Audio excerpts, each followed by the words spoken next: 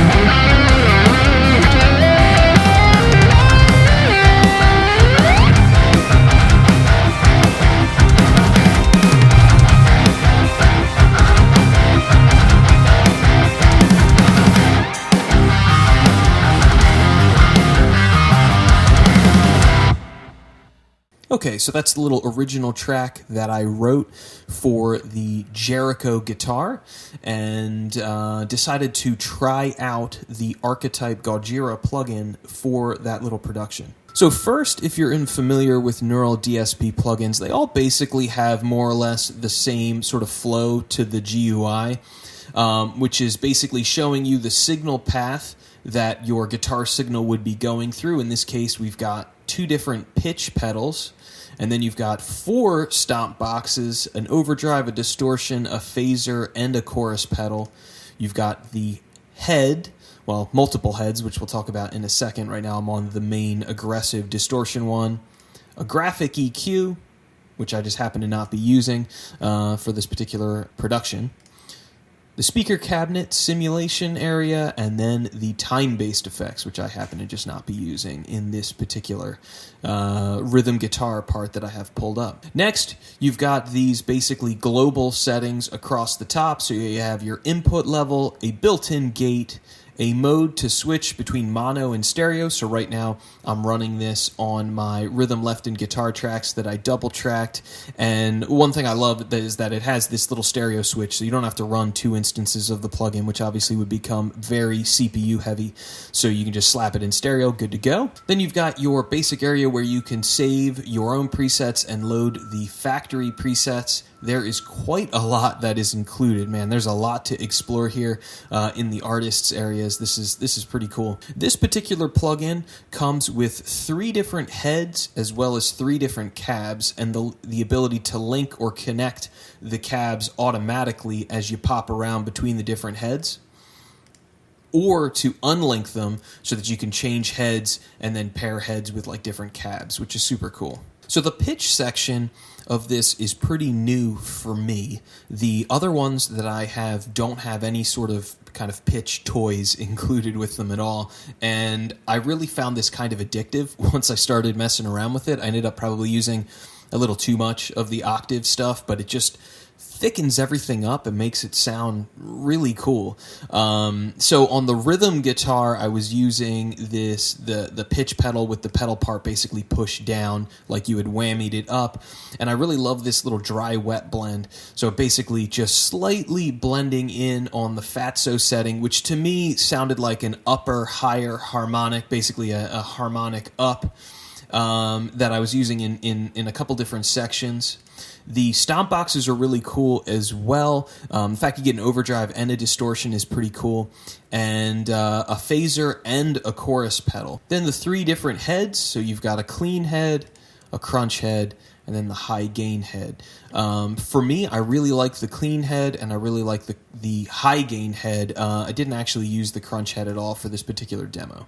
So I'm using 4 different instances of Gojira in this project. I've got my main sort of rhythm tone. I've got a double-tracked lead in the beginning that really is using the pitch section really heavily. Then I'm using the clean head and cabinet for that sort of tappy part in the middle, and was using the distortion pedal to kind of drive the head a little bit extra, and as well as the chorus just kind of mixed in lightly. I'm also using the time-based effects built in here instead of sending off to, a reverb or a delay. The time-based effects here are great as always. I love the way the reverb and delays sound in all Neural DSP stuff.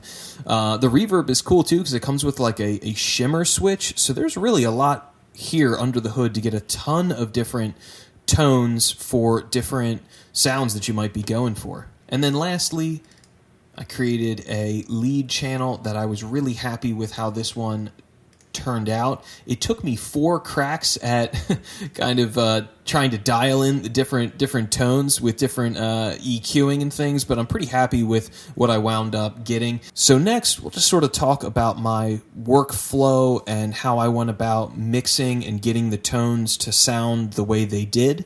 Obviously, you need to do some different things in order to get it, mix ready. So the first thing that I do is start by tweaking the mic placement on the actual cabs and sort of experimenting with different mics and seeing the different tones that I can kind of get going on. There's a little bit of a learning curve here because adjusting the mics really does radically change the way it sounds. And it's also subject to what your mix is sounding like, what the drums are sounding like, what the bass is sounding like, layered in with the keyboards, with maybe the lead guitar part. It takes a bit of experimentation to figure out, what mic placement works well for even the project that you're working on. So for this one, I went with blending this condenser mic along with a good old, Shure SM57 with the condenser mic is basically like my dark mic, just kind of pulled back and layered in quieter. Now for the next step is where you get into some of the EQ carving to remove some of the hissing and bad frequencies so that the guitar tone will basically mix and play well with the other instruments. It's important to keep in mind that when you go to do the carving part, it is really predicated on where you have the mics. And my workflow, usually what I like to do is I'll dial in the best possible tone I can over here, then I'll get kind of carving, and I won't mess with this at all. And if I don't like the way it sounds, usually what I do is basically delete everything, start over again, and do that once or twice or three times. Then usually once I've done that a few times, then I'll really start to get a tone that I like and thinks works well in a particular mix. So when I'm trying to come up with a tone, I tend to not worry too much about listening to it in solo per se. I try to hear it in the context of the whole mix, and then when it comes time to do the carving, that's when I switch to soloing, so you can really kind of hear the weird hisses, but going back and forth. So try to not get too hung up in soloing when you're mixing. So that said, I will go ahead and hit play so you can hear my rhythm guitars soloed on their own, and I'll turn this on and off just so you can kind of hear exactly what the cutting was doing. So we'll start with it off, actually. And then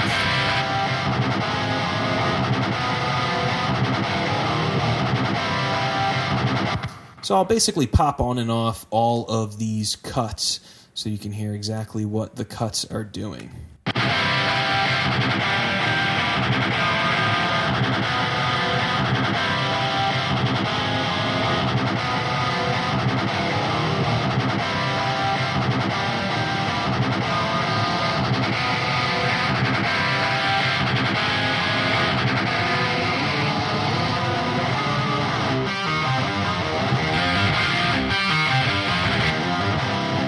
So obviously that's a very radical change in the tone. It's real easy to get carried away and cut too many frequencies. A lot of times normally I only actually cut 2. In this case, I just felt like cutting more kind of made sense. But this is definitely an area of a lot of experimentation. It's easy to carve out frequencies that you actually need and do want in there. The last real big part of my processing that I think is really important is applying some sort of a dynamic EQ on the low range. Everybody talks about this little trick to kind of tighten up the palm mutes.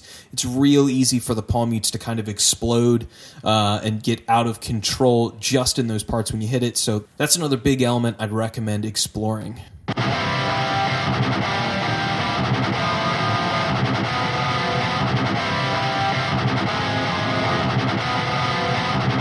You can really see the compressors like sitting down pretty hard on those quick notes. And that's really important in the context of a mix so that those palm mutes don't get carried away.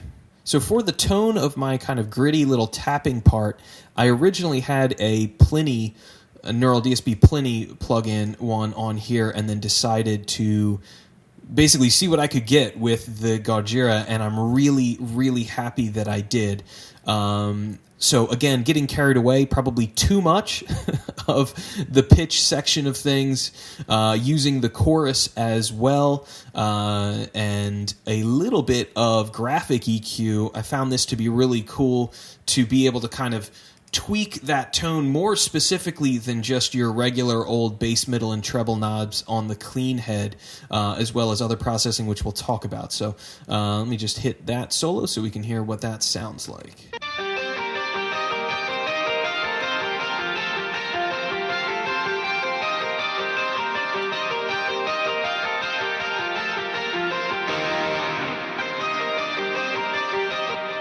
So again, probably using too much of this octave stuff. I'll turn them both off and then pop them back on, actually.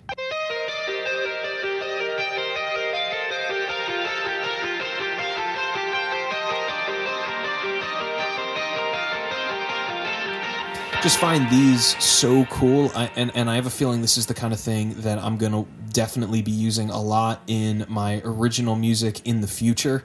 I'm pretty much convinced that I'm going to be picking this one up. It's definitely worth it. For the drive part, I'm pushing it with the distortion pedal. I'll hit play again. I'll kind of toggle this on and off so you can hear what it was doing.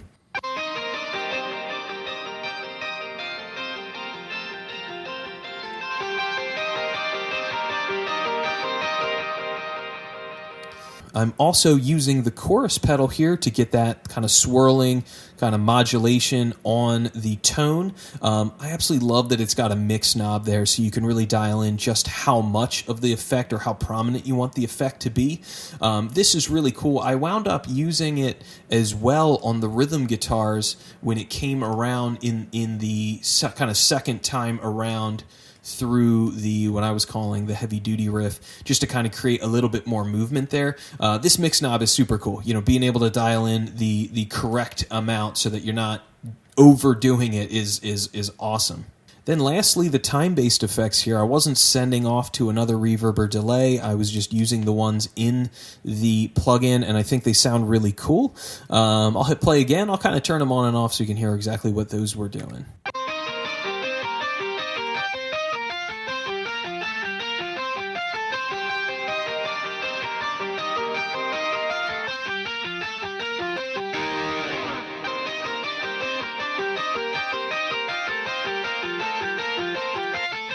Now I'll pop on the shimmer too.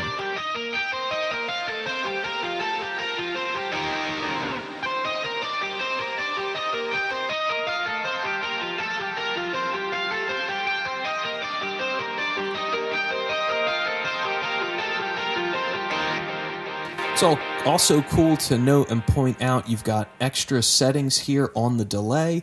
You can sync it to the tempo in your DAW, which is what I did. I set it to quarter notes. You can have the delays ping pong in the left and right speakers back and forth, or you can turn that off. And you can also throw a modulation on those delay repeats. I didn't bother doing that because I'm already got modulation going in on the signal, so there's already enough kind of swirling, I think, going on here.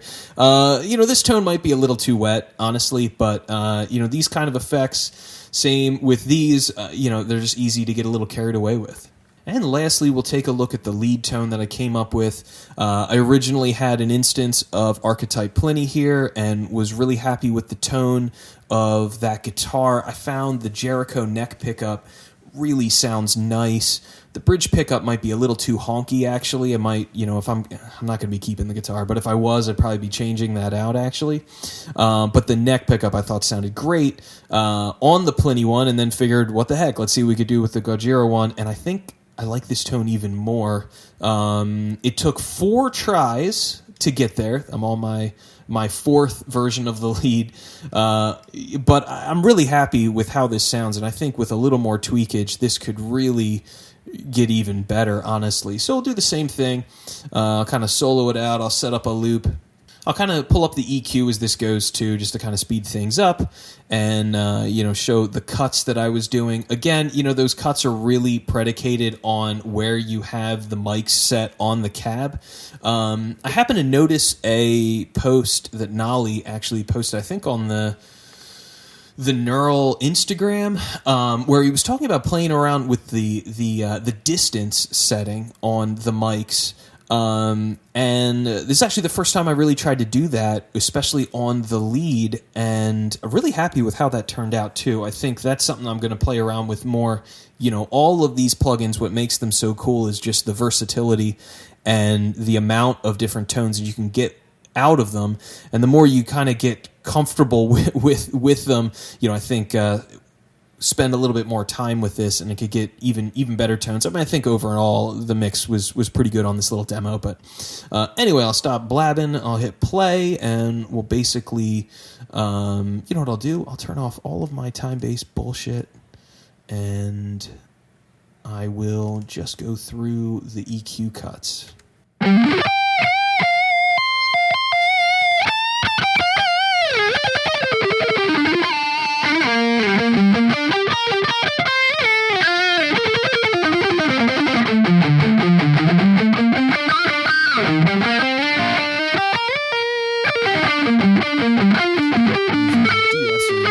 Spots too. That's a cool trick as well. Just to step down on some of those squeaks.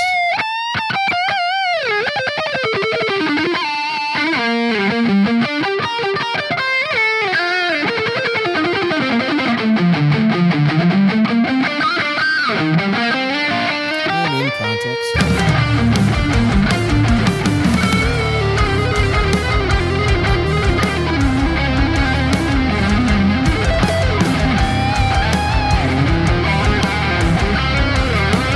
So I'm pretty happy with how that lead tone turned out. I think that lead tone is pretty sweet. I think it's got a kind of mid-range sort of presence to it, but the top end has this, really, really nice tone. I don't know. I'm really happy with it. As always, I'm probably using too much wet effects. I've got a plate reverb and an ambience, a quarter delay, and this sort of pitchy slapback thing all running. Maybe a little too wet, but whatever. I don't know. It's fun. So as far as the bad goes, there's not really anything bad, honestly, that I could think of except for one teeny little thing, which is the phaser pedal. I wish it had a mix knob. I tried to use it in a couple different points, and I felt like the effect was just a little bit more extreme and kind of in your face than I wanted or was going for in those parts, and then wound up using the chorus pedal instead. To be honest, the chorus pedal doesn't really sound chorusy to me either. It almost has more of a phaser kind of a tone to it. when I think of chorus, I tend to think of like a TC electronic kind of a tone, and that's probably not what they're going for here with this particular chorus pedal. I do like the chorus pedal, actually. It ended up doing what I would have wanted a phaser to do, which I thought that was kind of funny. Again, that mix knob, it'd be cool if there was one on the phaser. It's like the only little thing I could think of. Really nothing else negative to say about it. Neural DSP updated their plugins so that they all have tuners now, which was like, it was kind of like a meme with everyone on the internet, thinking, a lot of people thought that was ridiculous that people would even complain about that. I thought a tuner just would make sense. It's, super handy, and why not? Especially because when I practice right now, I don't have any Axe effects or anything like that to practice, so I use the Neural DSP plugins in standalone as well as when I teach. So, having a tuner just built in is quicker and easier than trying to pull one out on your phone or something like that. So, has a tuner, has the ability to MIDI map so that you can, potentially use the thing live even, which is something that I thought about doing, although I don't think I'm going to end up doing that. I'm probably going to lean towards picking up a quad Cortex sometime over the summer and sell my Triaxis rig. Anyway, so final thoughts. I think Gojira is like a no-brainer. $160, I think, and you get all of this. That's a lot. And I really like especially this amp, this honeycomb whatever amp. The Crunch one, like I said, I didn't end up using in this particular demo, and the Crunch cab was kind of a little too mid-rangey for me. I couldn't find any uses for that, but I really like the way the clean one sounds and really like how this one sounds. Okay, so thank you for watching. I think, as per normal, Neural DSP stuff is just fantastic and really represents a great value for money. I mean, especially this one, you're getting quite a lot of sort of toys to go along with a really solid 3-head and 3-cabinet simulation IR. I mean, there's a lot here for under $200. So I would definitely highly recommend it, as pretty much almost all of the Neural DSP stuff. For me, it's Archetype, Pliny, Nameless, the Granifier, and now this one are definitely going to be the ones that I'm going to be using pretty routinely. So, thanks again for watching. Take it easy.